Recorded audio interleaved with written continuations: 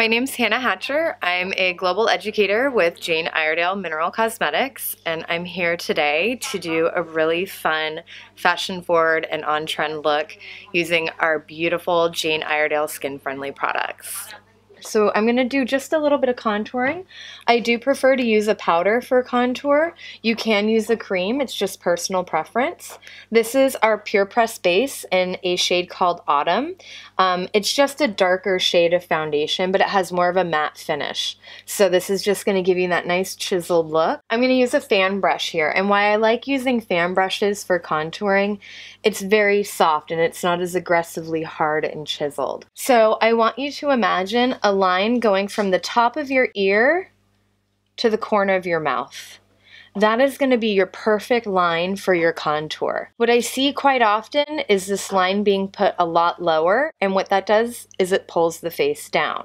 So by allowing you to put your contour a little bit higher, remember we're going to blend that contour out, and that's going to naturally lower it just a little bit. So I'm going to come in with my contour. You can be a little bit more intense with the color back by the ear and then lighten it as you come forward. And when you want it to end, think about where the iris or the color of your eye begins. That's when you want it to start to kind of blend out and soften. You don't want to bring the line all the way to the lip.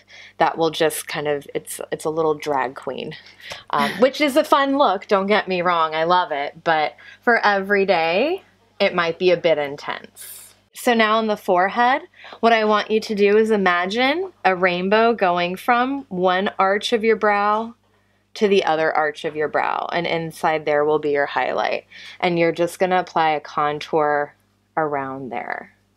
Just make sure that this looks blended. We don't want it to look like you have a headband on, so just nice and soft, and then you can kind of connect it to this area here on the side of the cheek, and then we can start working right along the jaw. That's when you can start to see the face looks like a different color than the neck.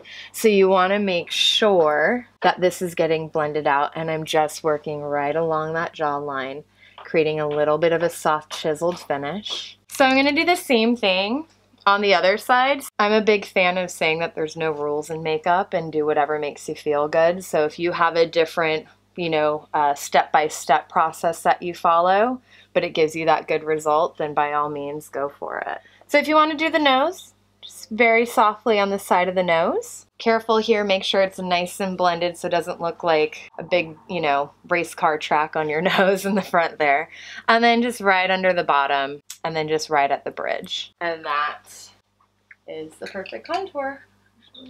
For blush with Sina, we didn't want to use anything too pink, so we have this super pretty blush.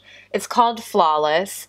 It's a little bit of kind of like a peachy pinky with a little bit of a brown undertone to it. It's one of my must-have blushes. It's one of those blushes that looks great on everybody. I've even worn it on the eyes as well, which looked absolutely beautiful. So when we're doing blush, make sure that you're not applying the blush too high.